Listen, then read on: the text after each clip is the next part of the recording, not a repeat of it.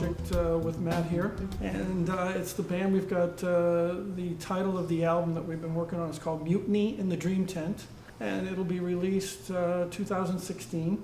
Now you have an amazing career as well. Yeah, I used to do a lot of engineering around town in Hollywood during the analog days. I got my first break I produced Adam Ant when he was managed by Miles Copeland. But all along, my focus has always been on the songwriting and the recording of that.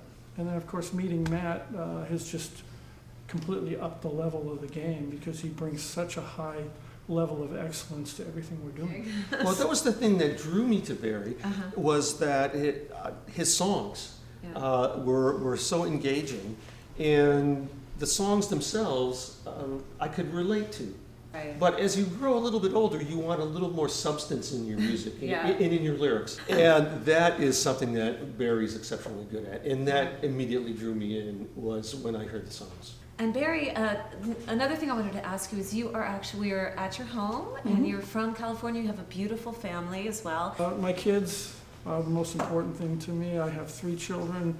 So yeah, and I'm a single dad, so my plate is full. I know you interviewed Neville Johnson. He and I are partners. We own a record label together, East to Sideways Music, and we have a publishing company together. Oh, great. So we've got that going on, family, music, rock and roll studio. I have a studio out here in my house where we work out of. I just finished L.J. Benet, who had a hit show on Disney called Dog with a Blog. Right. And we're currently working on release now for Under the Sun. We've done a video. It's a song I wrote.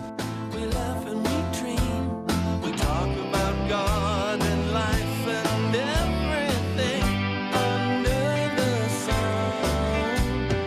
All those things we do, life is so much better when I'm with you. Now that's one of the lighter ones, one of the more easy, breezy ones. I just personally feel that there's kind of a dark cloud everywhere, and Unfortunately, I think yes. people need to be lifted. They need to feel good, and I think as an entertainer, that's your first job. I always love the song "You've Got to Hide Your Love Away" that John Lennon wrote, and, and the reason I was so attracted to it was the line. Can you sing it for us? It's in the 3-time. You know, his was "Here I stand, 1, 2, 3." Okay, well we didn't do it that way. But I was always attracted to the lyric, I can see them laugh at me, and I hear them say, hey, you've got to hide your love away. Well, we did it, Oh, cool. and we punked it out. It's almost Ramones, or somebody said it's Sex Pistols meets the Beatles. Awesome. It's on our website, invisiblepoetkings.com. Okay.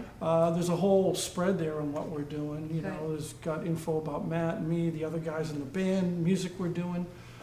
So, you know, anybody who's interested can go there and check that out. So my last question is, what's in the future? Well, we all know the world has changed with the advent of internet and digital and computers, and you know, there's this general morphing of the business, the commerce side of that, being influenced by what the technology is allowing. So there's a lot of these very interesting things.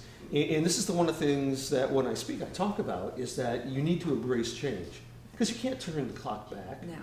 And you don't know what's beyond the horizon. No. So you have to prepare yourself mentally, or being able to adapt to what the demands and the tastes are, and how the business dictates that you need to address the commerce side of it. Because even musicians need to pay bills. Yes. You know, I don't want to put words in your mouth, but you did always say that one of the reasons we started working together is because not only was the music part of it together, but I had a business plan. Yeah, and we did have a business plan, which is, we saw the writing on the wall way back 10, 12 years ago when things were starting to morph and the internet was coming in, and we knew that if we were going to have a future in the music industry, that we needed to change with it and before it and get ourselves set up in the marketplace, which is what we did, you know. And we always want to have a good time when we're in the studio, so that when people hear the music, they feel the vibe. If you're a musician, there's nothing better on planet Earth than being in a studio, recording the music, and walking in that control room and go, wow.